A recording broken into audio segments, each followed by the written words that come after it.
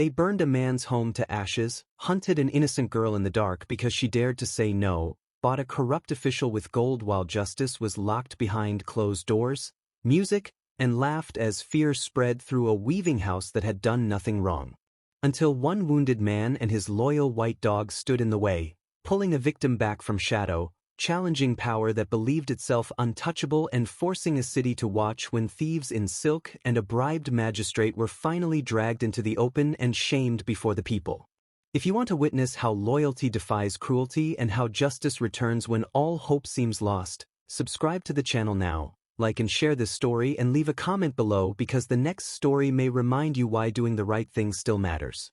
Morning light settled over the weaving yard with the soft patience of habit. Looms creaking, silk threads whispering, workers moving as if the world were still kind.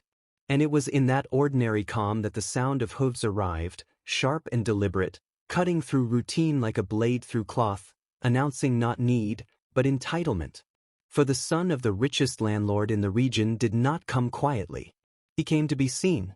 His horse was tall and glossy, its tack heavy with polished metal, and behind him followed servants carrying lacquered chests that glinted even before they were set down. Each step a performance meant to remind everyone present that wealth was power, and power expected obedience. He dismounted slowly, savoring the pause, his silk robe bright against the dust of the yard, rings flashing on his fingers as he adjusted his sleeves, eyes roaming with casual contempt over the workers, who instinctively lowered their gazes, not out of respect, but survival. Because this was a man who smiled when others shrank. When the chests were opened, gold caught the sun and threw it back into the faces of the onlookers. Bolts of rare silk spilled like captured rivers. Jars of wine sealed with red wax promised indulgence beyond seasons, and the landlord's son laughed softly, the sound smooth and hollow, as if generosity itself amused him. He spoke loudly, too loudly, about his family's reach, about lands measured not in plots but in days of walking, about officials who dined at his table and judges who owed him favors. His words hanging in the air like smoke meant to choke resistance before it formed, and every sentence carried the unspoken message that refusal was an insult, and insults were punished. The master of the weaving house stepped forward with measured courtesy, his spine straight but his heart heavy, knowing exactly what kind of man stood before him, knowing that wealth without virtue was a beast that devoured without remorse. And when he thanked the visitor for the gifts, the landlord's son smiled wider, convinced he had already won, convinced that gratitude was surrender. From behind the curtain, the master's daughter listened, her hands clenched around the fabric she held, feeling the weight of that gaze, even without seeing it, remembering stories whispered among women about girls taken not as wives but trophies, about houses where laughter died young. And inside her chest fear rose but did not conquer, because alongside it stood something firmer, a quiet refusal. Shaped by watching her parents choose dignity over comfort day after day. When she stepped into view, the yard seemed to still, and the landlord's son looked at her as one looks at a possession not yet owned, his eyes tracing her without shame, his mouth curving into a grin that assumed consent as inevitable. And he spoke of how she would live surrounded by servants, how she would wear jewels instead of simple cloth, how her parents would never worry again. Each promise delivered like a favor he expected praise for. She met his gaze and felt a chill, not from fear, but recognition, recognizing cruelty disguised as confidence. And when she spoke, her voice was steady, almost gentle, as she said she did not wish to marry him, that her heart did not move toward his wealth could not replace peace. And the silence that followed was sharp enough to cut. The landlord's son blinked once, then laughed louder this time, a brittle sound, assuming this was a game, assuming resistance was flirtation. And he turned to the master as if to correct a child. But the master bowed slightly and returned the gifts with calm finality, saying that his daughter's will would be honored, that no amount of gold could purchase her future, that his house was poor only in riches, not in principles. The smile slid from the landlord's son's face, replaced by something darker, something that pulsed beneath his skin, and for a moment his composure cracked, revealing the temper that had ruined lives before, though he quickly masked it with a thin grin, promising understanding, while his eyes burned with calculation. He mounted his horse without another word, his servants scrambling to close the chests, the gold disappearing as abruptly as it had appeared. And as he rode away, dust rising behind him like a warning, the yard exhaled in relief. It did not fully trust. Anziong Win had watched from the edge, silent, his hands still, his mind racing, sensing the shift in the air, knowing men like that did not accept refusal as an ending, but as a challenge. And beside him, the white dog Trunk stood alert, ears pricked, eyes fixed on the retreating figure, reading danger where others saw departure. Inside the house, the master's daughter leaned against the wall once she was alone. Her strength trembling now that it no longer had to perform, her thoughts spiraling between pride and dread. While outside, far beyond the gates, the landlord's son rode with fury coiled tight in his chest, already imagining punishment, already planning how to bend a proud family until gratitude tasted like fear. Because in his world a no was not a boundary. It was an invitation to destroy.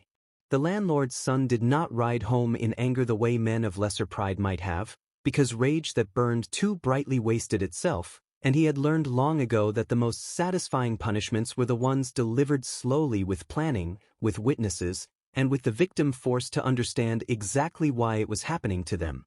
The path back to his estate unfolded beneath his horse like a familiar script, rice fields bowing under wind, villagers lowering their eyes, and each gesture of fear fed him, soothing the wound left by refusal, because to him fear was proof that the world still obeyed. Inside his chest humiliation festered, not as pain, but as insult.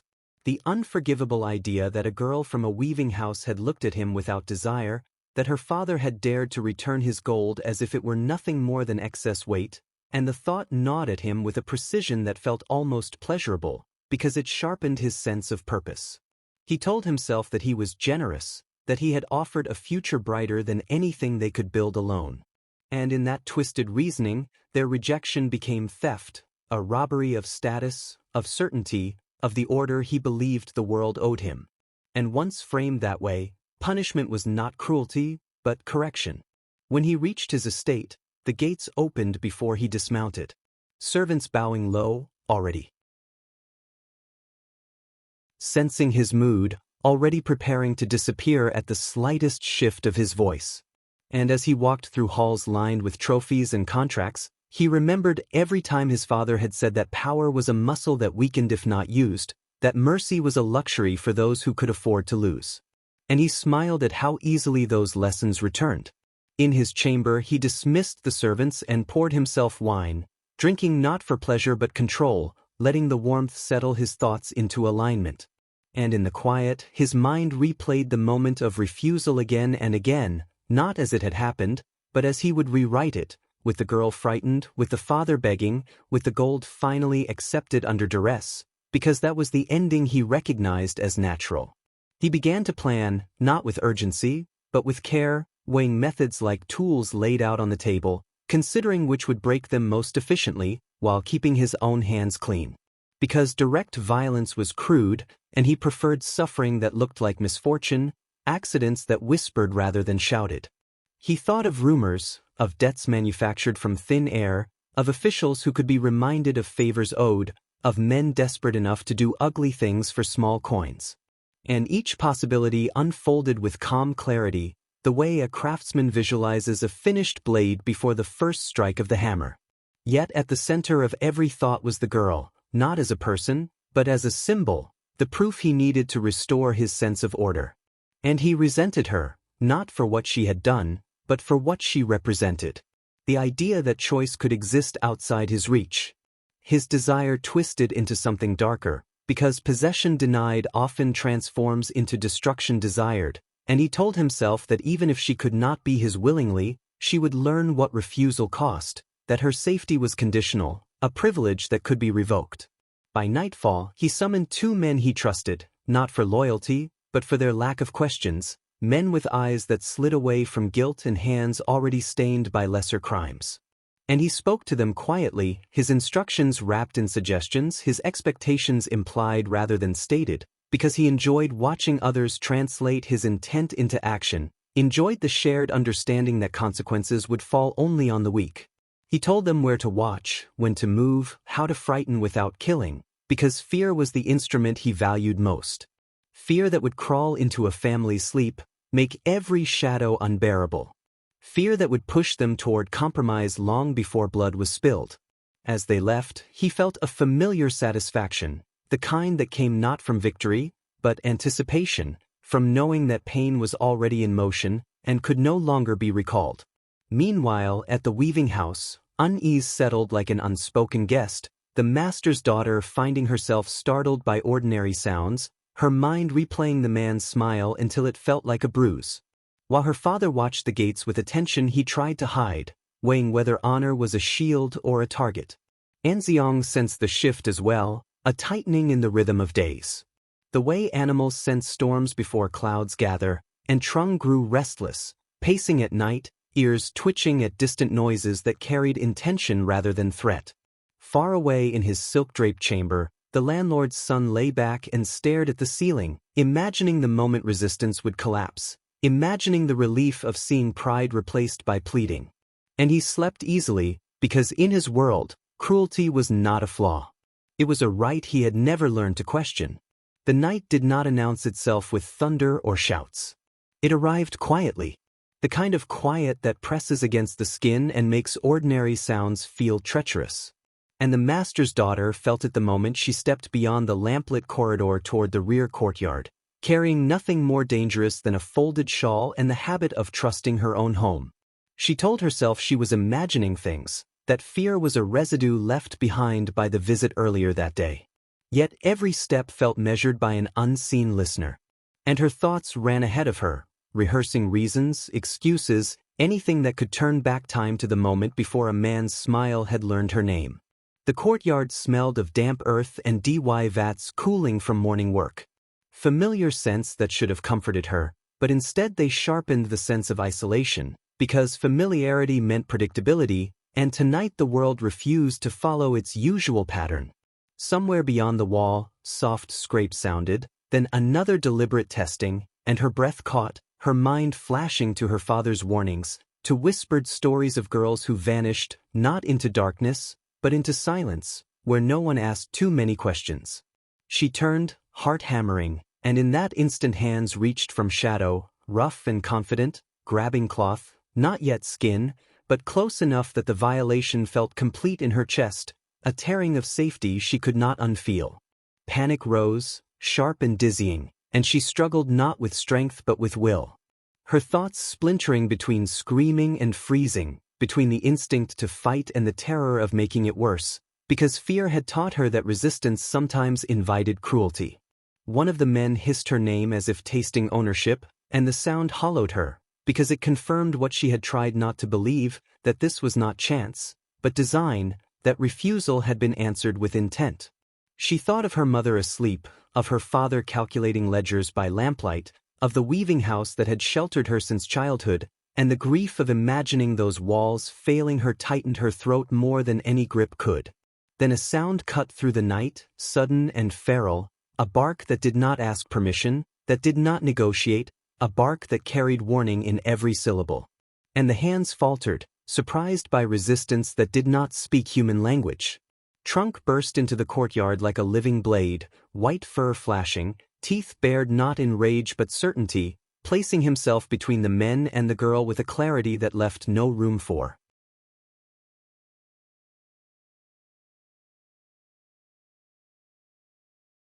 trembled, then anger finally breaking through fear, because she understood that her pain had been weighed and found insufficient against gold already counted, and her mother's breath caught, as she realized that this room, meant to offer refuge, was only another wall closing in. Anzwang felt heat rise behind his eyes, not rage, but clarity. The bitter understanding that injustice was not a mistake here, but a system maintained through polite language and selective hearing, and Trunk growled low, sensing tension even where words had been smoothed flat. The magistrate concluded by advising reconciliation, by suggesting the matter be settled privately, by warning against further disturbance of public order. And in that moment, the master understood fully that the law they had come to was not blind, but deliberately looking away. As they left the office, The courtyard seemed louder, harsher. The city suddenly complicit in its indifference, and the daughter felt a crushing mixture of humiliation and fury because she had spoken the truth and been told it was inconvenient. Outside, whispers followed them. Glances lingered. The social machinery already aligning itself with power. And the master stopped, shoulders sagging under the realization that protecting his family would require more than honesty. Anzong placed a hand on his arm, silent, steady, offering not reassurance, but presence. Because sometimes the most honest response to injustice is refusal to abandon one another. Behind them, unseen, coins already rested in the magistrate's drawer, heavy with promise, sealing a decision made long before any words were spoken. And as the family walked home, the daughter lifted her gaze, something hard and bright settling in her expression. Because if the law would not stand for them, then survival would have to grow teeth, and the story far from ending had reached the point where endurance turned into defiance. Fate chose an ordinary afternoon to undo despair, the kind of afternoon that pretends nothing extraordinary can happen. When the looms sang their steady song and the weaving house breathed in its familiar rhythm and Anzong Nguyen stood overseeing the workers with a calm that had been hard-earned, his mind still heavy with the bitterness of failed justice and the quiet terror of what might come next. It was then that a visitor arrived without ceremony, a man in plain robes, whose posture carried authority without arrogance, whose eyes held the weight of roads traveled and debts remembered. And when Anzong looked up and met that gaze, something inside him stirred with recognition that felt almost unreal. For a long moment, neither spoke, as if words would break the fragile bridge forming between past and present. And then the man smiled, not broadly, but with a warmth that reached the eyes, and Anzong felt his breath catch, because memory surged forward with startling clarity. The image of fire and smoke, of a ruined night long ago, of a stranger kneeling beside him when death had been near, pressing a gold ingot into his trembling hands with the simple command to live. He bowed deeply now, instinctively, emotion tightening his throat, and the man stepped forward to stop him, gripping his arm with familiar strength, saying quietly that debts of life should never be repaid with posture alone. Around them, the workers slowed, sensing something sacred unfolding, while Trang lifted his head, tail wagging once, recognizing kindness in a way that needed no explanation. They moved to a quieter corner, and the man spoke of years that had passed like seasons, of climbing ranks not through bribery but stubborn refusal, of surviving enemies who underestimated patience, and of the day he had wondered whether the man he saved had truly lived, or faded quietly into the margins, as so many did.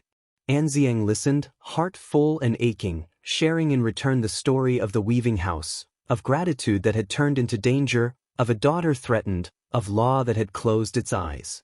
And as he spoke, he felt the shame he had carried loosen, because being heard by someone who believed felt like air returning to drowning lungs. The man's expression darkened with each detail, not with rage, but resolve, the kind that sharpens rather than burns, and when Anzong finished, silence settled between them, heavy, but not empty, because it was filled with understanding. The man finally nodded, saying softly that the timing of gratitude is the truest test of its sincerity. That repayment delayed until safety is convenient is no repayment at all. And he admitted that the gold he once gave had never been meant to end the story, only to keep it alive long enough to return. He revealed then his current role, the authority he carried to investigate corruption, tax evasion, and the quiet crimes that flourished behind closed doors. And Anzong felt a tremor pass through him, hope rising cautiously like a wounded animal unsure whether the hand extended is meant to heal or strike. When the man asked if the landlord's family name was known to him, Anzong answered honestly, and at the mention of it, the man's jaw tightened, recognition flickering. Because some names echo louder than others in the corridors of power, and this one had left stains that refused to wash clean. He placed a hand on Anzong's shoulder, then steady and sure, and said that some accounts had waited long enough to be settled, that injustice thrives on timing and silence, and that today both had failed. Emotion overwhelmed Anzong in a rush he had not prepared for, gratitude mingling with relief until tears threatened, and he turned away briefly, ashamed of the vulnerability. But the man only laughed softly, saying that surviving long enough to be repaid was nothing to apologize for. They shared a simple meal that evening, rice and wine without pretense, laughing at the strange geometry of fate that had bent their paths back together. And in the laughter, Anzang felt something mend, a faith he had not realized was broken, knitting itself back into shape. As night settled, the man stood to leave, promising action rather than comfort. And when he stepped away, the weight of his words remained heavier than gold, because they carried consequence. Anzang watched him go, Trunk at his side. And for the first time in many nights, the future did not feel like a narrowing corridor, but an opening, uncertain yet illuminated, because gratitude had returned not as memory, but as justice, arriving precisely when endurance was about to fail. The reckoning arrived not as rumor, but as procession, slow and unavoidable, when the streets filled before noon, and the city leaned forward to watch power finally answer for itself, and the once untouchable landlord family was brought out under open sky, their silk dulled by dust, their posture bent by the weight of eyes that no longer looked away, while beside them, the corrupt magistrate, stripped of ceremony and wrapped in iron and wood, sat caged in a rattling frame that turned every step into an announcement of disgrace. The charges were read aloud with a precision that left no space for denial, bribery catalogued like inventory, taxes hidden like corpses under floorboards, favors traded for silence, lives dismissed as collateral. And with each count, the crowd grew quieter, not out of mercy, but certainty, because truth spoken plainly has a gravity that pulls sound inward. When the cage began to move, a sound rose that was not a cheer, but release. Years of swallowed anger finding shape in motion, and the first rotten egg struck the bars and burst. Then another, then vegetables gone soft with neglect. Handfuls of refuse hurled, not to kill, but to mark, to stain memory, to say that those who had dirted the city would be carried back to their cells, wearing the city's waste. The magistrate's face collapsed inward, his eyes darting for allies who no longer existed, his mouth opening to speak, and finding no air worth shaping into words, because every plea had already been answered by the weight of evidence he himself had helped bury. The landlord's son walked with a rigidity that tried to pass for pride, and failed. His jaw clenched, his gaze fixed ahead, as if distance could erase recognition. Yet each curse that landed found its target. Each rotten thing thrown struck not just flesh, but the certainty he had built his life upon. And in that march he learned the final lesson wealth had never taught him. That immunity is temporary when daylight insists. Somewhere in the crowd, Anzang Nuan watched without triumph, his chest tight with a strange mixture of relief and mourning. Because justice returning does not undo fear endured. It only draws a line after it. And beside him, Trunk stood steady, ears alert, sensing the shift in human scent that accompanies endings. When the procession vanished toward the prison gates, the city exhaled, vendors reopened stalls, children whispered, and the ordinary resumed with a subtle lightness, as if a knot had been loosened rather than cut. That same afternoon, the man who had once pressed a gold ingot into Anzuan's trembling hand arrived at the weaving house again, this time not as investigator, but kin by choice, stepping across the threshold with humility that matched his authority. And he asked to speak with the master not about cases or proof, but about family. He spoke plainly, saying he wished to stand as an elder brother to Anzang, to serve as master of ceremonies for the wedding, lend his name not as protection but blessing, because bonds forged in fire deserved to be honored in peace. And the master listened, weighing the request with the seriousness it deserved. Before answering, he spoke of what he had learned in the days prior. Stories gathered not from rumor but record. Of Anzang's past acts of quiet courage, of moments when he chose risk over comfort without witnesses, of lives helped and then released without claim.